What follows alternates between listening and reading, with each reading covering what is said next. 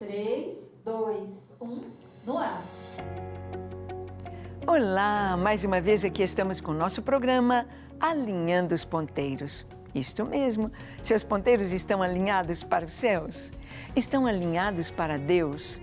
Você já girou tanto na sua vida e chegou à conclusão de que precisa de Deus, precisa de estar alinhado com a vontade de Deus e conhecer mais este Deus tão maravilhoso? Pois o nosso programa busca trazer isto para você, o conhecimento de Deus, através dos seus atributos, através de saber e conhecer quem Deus é em sua palavra. E no programa de hoje conversaremos sobre algo tão importante, sobre o senhorio de Cristo. O que significa isso? O senhorio de Cristo? Para que serve isto? O que tem isto a ver com a minha vida, com a minha família, com o meu coração? O que tem isto a ver? Vamos ver? Vamos estudar? Deixe o seu coração aberto para ouvir a voz de Deus, para ouvir a sua palavra e deixar que esta palavra entre em seu coração, trazendo paz, salvação, alegria, firmeza na verdade. O programa Alinhando os Ponteiros já começou.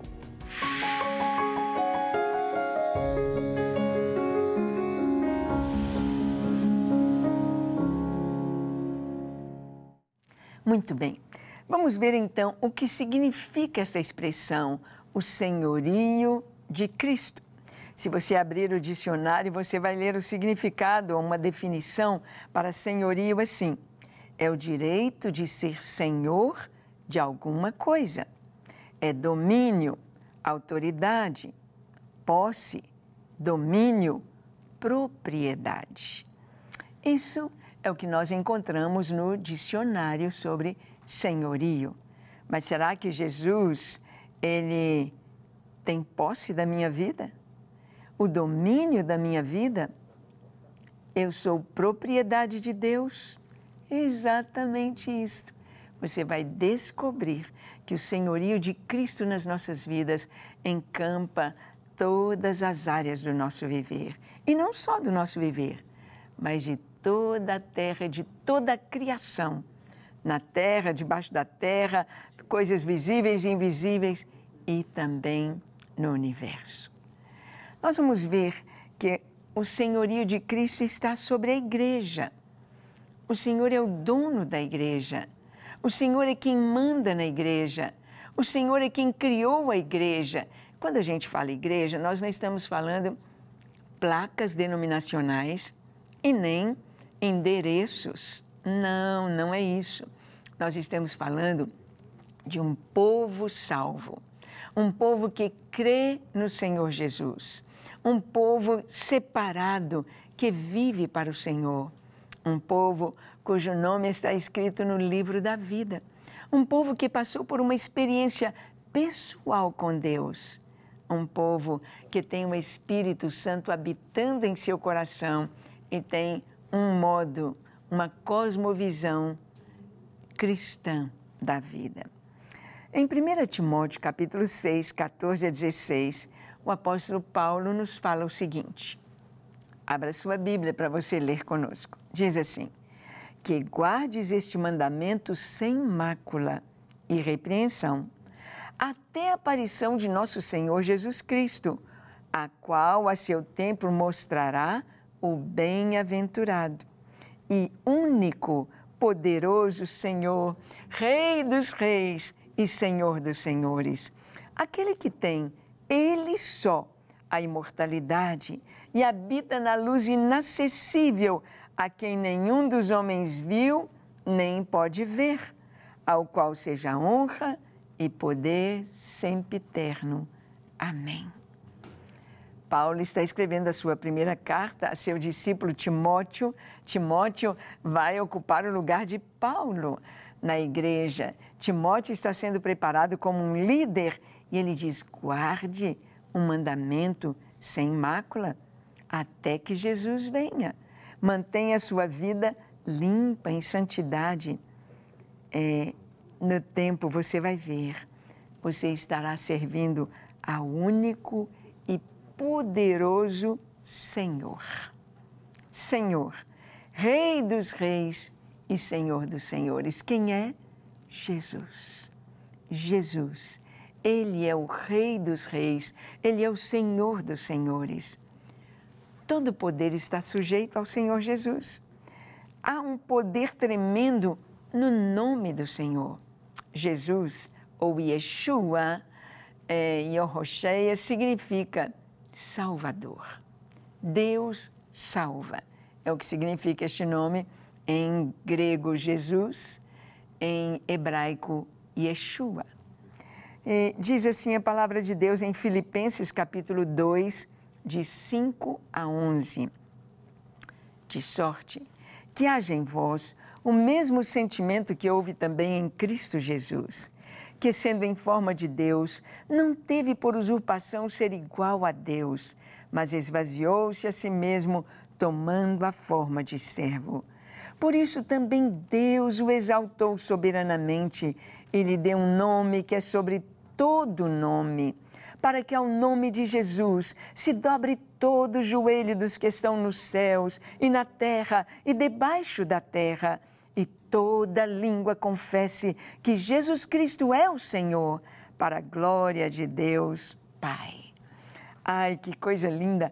Paulo aqui está falando aos irmãos de Filipos, ele está dizendo, olha, que haja em vocês, que haja em nós, que haja em mim, que haja em você o mesmo sentimento que houve em Jesus, um sentimento de humildade.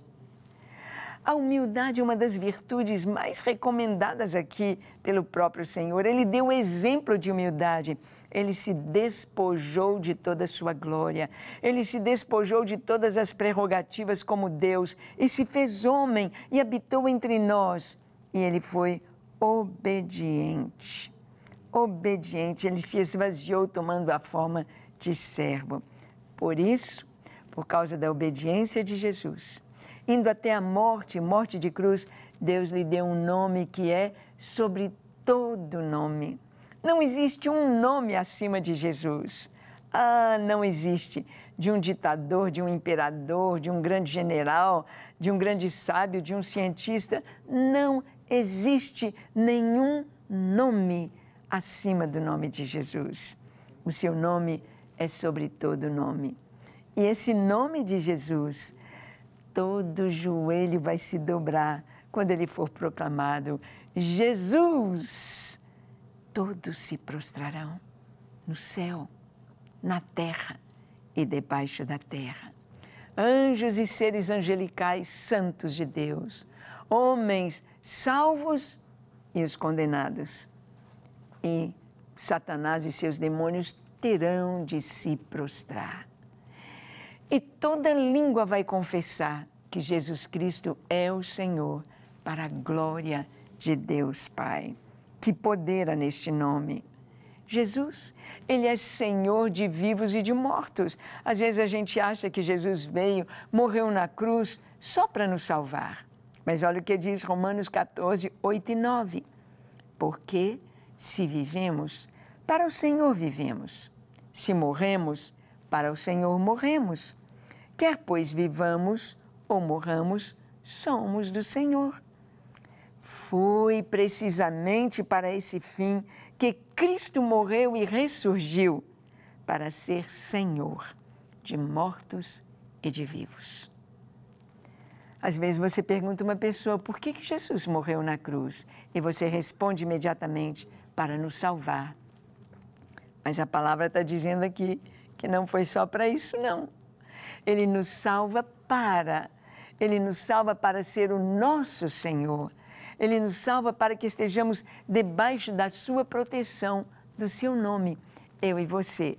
Nós fomos salvos por Cristo para vivermos para Ele, para testemunharmos do Evangelho da paz, para podermos proclamar, anunciar ao mundo as virtudes daquele que nos chamou das trevas para a sua maravilhosa luz.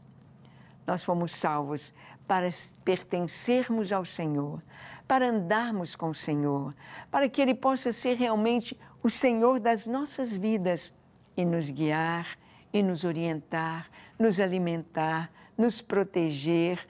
E Ele disse ainda mais que Ele foi preparar um lugar para nós. Imagina! Imagina, quando alguém vem em sua casa, você prepara a hospedagem, você prepara o quarto, prepara a roupa de cama, as toalhas, o banheiro. Imagina, Jesus foi preparar-nos lugar. Que coisa tão linda. Nós vemos que o Senhor deu a sua vida para ser Senhor, tanto de vivos quanto dos mortos. Ninguém está fora deste senhorio. Não são apenas os cristãos que têm Jesus como Senhor, mas todos têm de obedecer ao senhorio de Cristo, porque Ele deu a sua vida por toda a humanidade e somos dele também, por criação, Ele nos fez. Olha a autoridade de Jesus, esse senhorio, essa autoridade, Ele conferiu aos seus discípulos. Olha o que diz em Mateus 10, verso 1. Os seus nomes, tendo chamado seus 12 discípulos, deu-lhes Jesus autoridade sobre os espíritos imundos para os expelir e curar toda sorte de doenças e enfermidades. Jesus separou seus discípulos, chamou 12, a quem deu o nome de apóstolos, e conferiu a eles autoridade. Quando eles saíram 2 a 2, junto com uma outra turma, 70, indo pelas aldeias e vilas de Israel, anunciando que o reino de Deus chegou, e o reino chegou na pessoa do seu rei. O rei chegou, o reino chegou. Então, em cada cidade, o Senhor disse, podem curar os enfermos, podem expulsar os demônios, podem comunicar vida aos mortos em meu nome. Jesus deu autoridade para dizer, eu sou Senhor. Eu mando e os demônios têm de sair. Eu mando e a enfermidade tem de ser banida, tem de haver um milagre, a cura. Eu mando e o morto tem de ressuscitar. O poder Ele deu aos discípulos. Mas é claro que o poder de Deus não é igual uma varinha de condão. Tu fui curado, tu fui liberto, não é assim. Tem de haver esta conexão direta com o Senhor, porque Ele conhece cada vida. Ele nos deu autoridade, mas a autoridade está debaixo de autoridade, não é verdade? Jesus nos deu a autoridade para cumprir a grande comissão. Que comissão é esta? Está em Mateus 28, 18 a 20. Jesus, aproximando-se, falou-lhes, dizendo, toda autoridade me foi dada no céu e na terra. Ide, portanto, fazei discípulos de todas as nações, batizando-os em nome do Pai, do Filho e do Espírito Santo, ensinando-os a guardar todas as coisas que eu vos tenho ordenado. E eis que estou convosco todos os dias, até a consumação dos séculos. Jesus disse, toda autoridade me foi dada no céu e na terra. E Ele então agora envia os seus discípulos e diz, ide, portanto, e fazei discípulos. O que é um discípulo? O discípulo é aquele que anda nas mesmas pegadas, anda no caminho deixado. É o aluno, é aquele que pisa nas pegadas do seu mestre. Vão e façam discípulos de todas as nações. O Senhor não disse, olha, só, vamos dizer, só o continente asiático, só o continente europeu, só o continente africano. Não, Ele disse a todas as nações, a todas as pessoas, ricos e pobres, grandes e pequenos, crianças, jovens e velhos. Todos precisam conhecer quem é Jesus. E Jesus disse, e eu estou com vocês.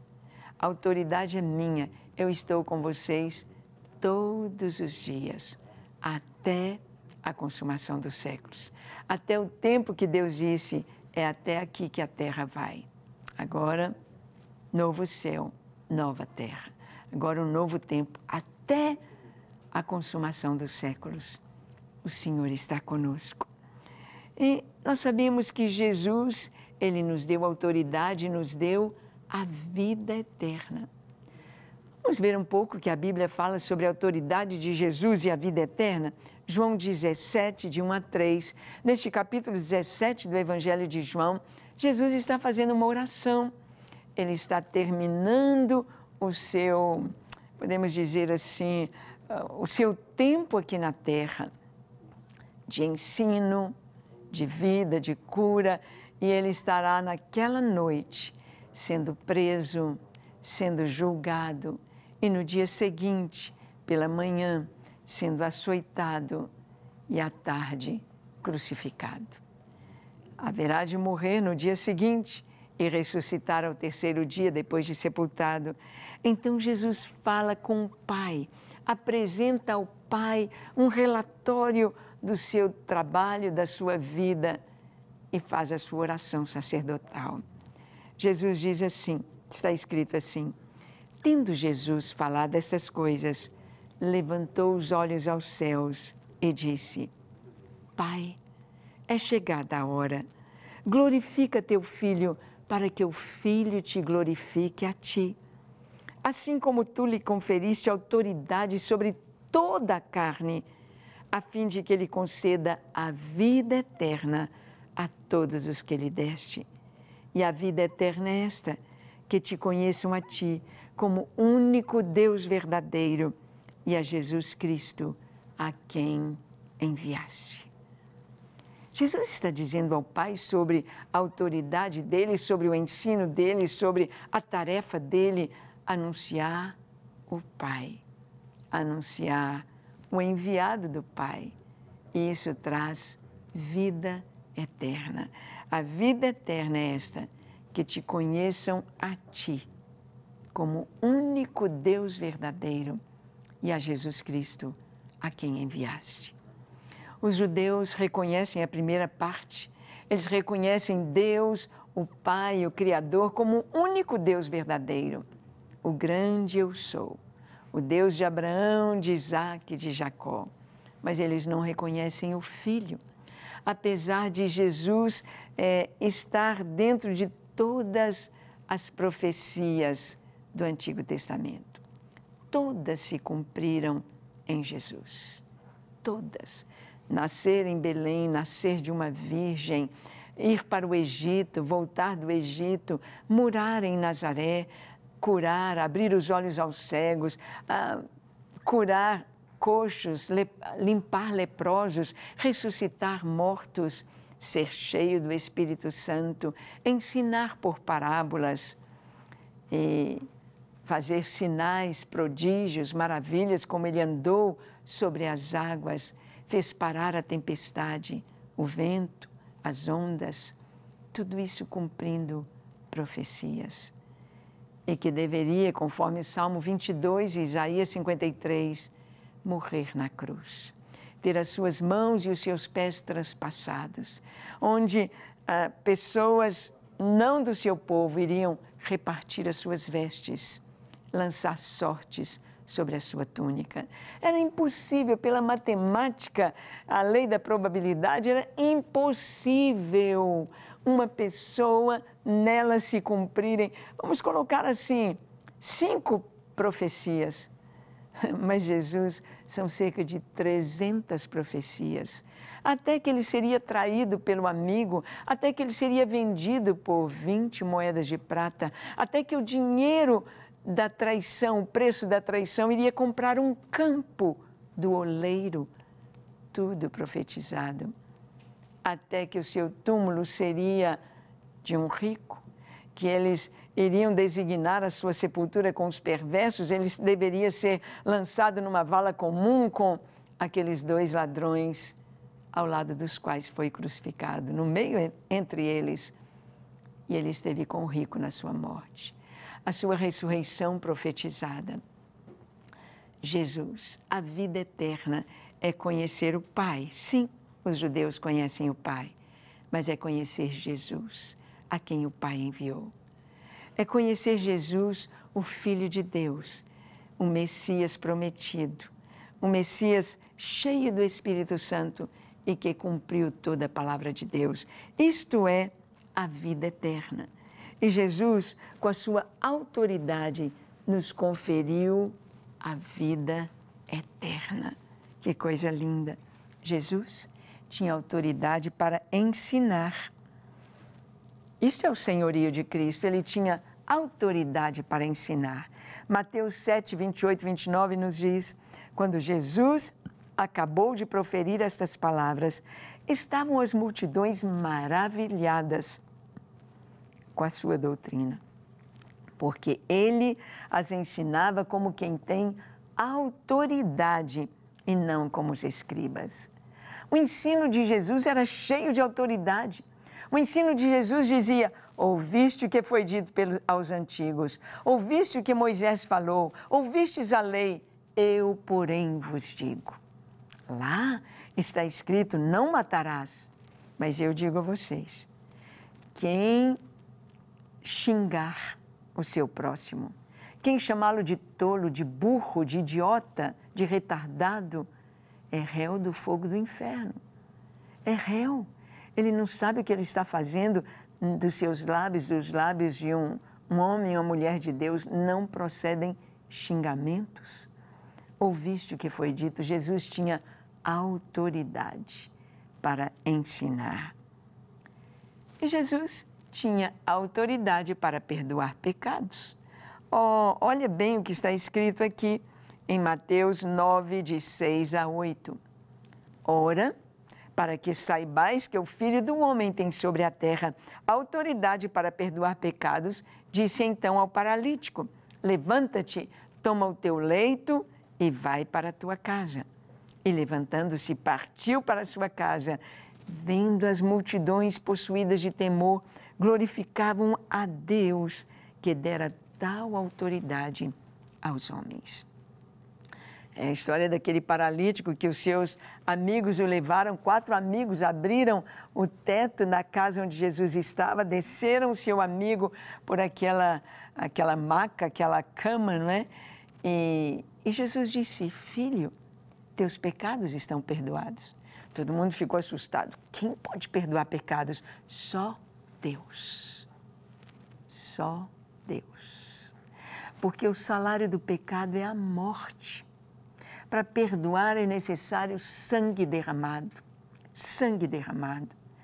Durante um ano, no dia do Yom Kippur, no dia do perdão, no dia da expiação, era um dia de choro, era um dia de jejum, o dia inteirinho sem comer nada, só chorando e confessando os pecados.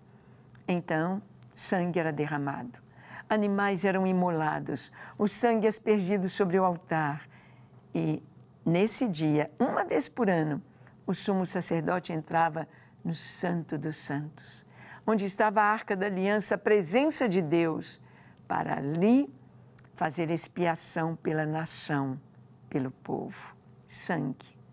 Jesus, quando ele disse, perdoados estão os teus pecados, era porque o sangue dele seria derramado para remir os pecados não apenas daquele paralítico, mas os meus, os seus e do mundo inteiro.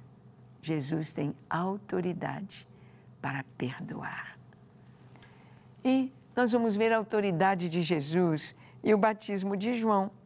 Eles quiseram exigir de Jesus algo, porque Jesus pegou um chicote e saiu ali no templo derrubando, abrindo as gaiolas dos pombos, derrubando as mesas dos cambistas, abrindo ali a cerquinha para as ovelhas, os bois.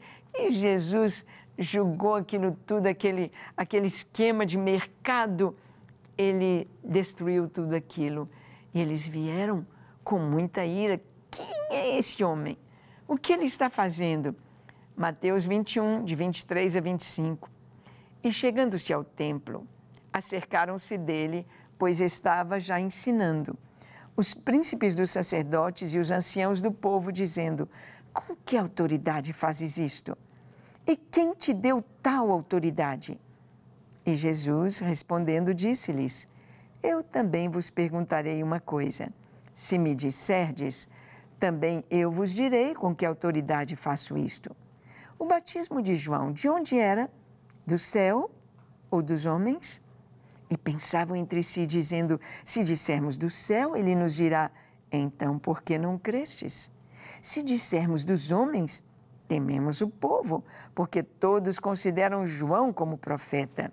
E respondendo a Jesus, disseram, não sabemos. Ele lhes disse, nem eu vos digo com que autoridade faço isto. Ou seja, Jesus fez uma pergunta, porque a resposta era a mesma para a pergunta que eles lhe fizeram. Eles perguntaram, com que autoridade você faz isso? Com que autoridade você pega esse chicote e limpa o templo de todo o comércio? Quem te deu essa autoridade? Aí Jesus disse, respondam-me, quem deu autoridade a João?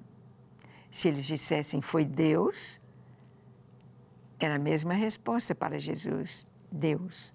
Então, eles teriam de se posicionar, de crer em João e de crer em Jesus.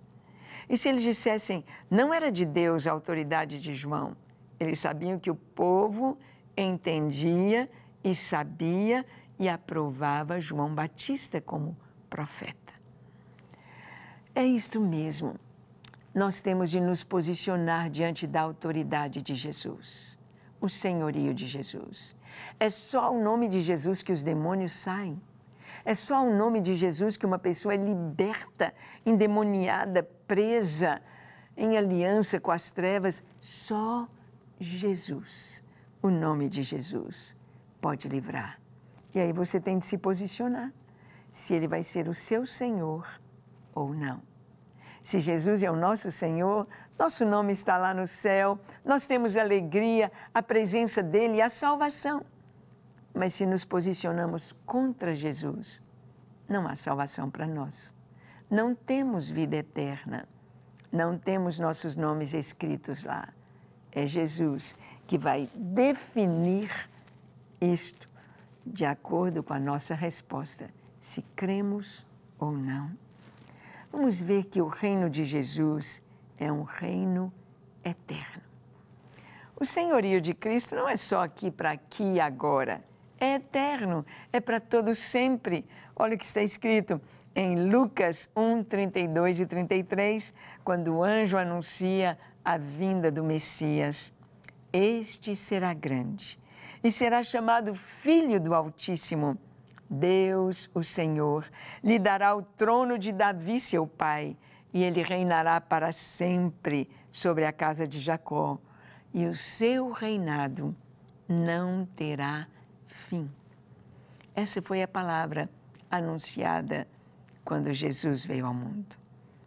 O seu reino não terá fim, não terá. O senhorio de Jesus, o reino dele é eterno, é para todo o sempre. Em Apocalipse capítulo 11, versículo 5, nós lemos, e reinará eternamente na casa de Jacó, e o seu reino não terá fim. O reino não terá fim. Em Apocalipse 11, de 15 a 17, lemos, o sétimo anjo tocou a trombeta, e houve no céu grandes vozes dizendo, o reino deste mundo se tornou do nosso Senhor e do seu Cristo, e ele reinará pelos séculos dos séculos. E os 24 anciãos que se encontram sentados no seu trono, diante de Deus, prostraram-se sobre o seu rosto e adoraram a Deus, dizendo, graças te damos, Senhor Deus Todo-Poderoso, que és e que eras, porque assumiste o teu grande poder e passaste a reinar. A sétima trombeta, o arrebatamento da igreja, o reino deste mundo passou a ser do nosso Senhor e do seu Cristo. E ele reinará pelos séculos dos séculos. Você, seu nome já está no livro da vida. Você vai reinar com Cristo aqui e lá. Vamos orar então? Feche seus olhos, curve sua fronte. Ore comigo dizendo assim, Senhor, Reconheço que Tu és Senhor e Deus. Reconheço, Jesus, que Tu destes a Tua vida na cruz do Calvário para me salvar, para me livrar da condenação. Mas reconheço que Tu és o Senhor e Te entrego a minha vida, meu coração, meu lar, tudo que sou e tenho é Teu, Senhor. Encha-me com Teu Espírito Santo, perdoa os meus pecados e dá-me um novo coração. Quero ser Teu, hoje e para sempre. Amém, amém e amém. Graças a Deus. É isso aí. Que você possa viver na presença do Senhor, sabendo que Jesus, o Cristo, é o Senhor, para a glória de Deus. Deus te abençoe e até o nosso próximo encontro aqui na Rede Super, onde estaremos compartilhando com você a Palavra de Deus, aqui, alinhando os ponteiros. Até lá!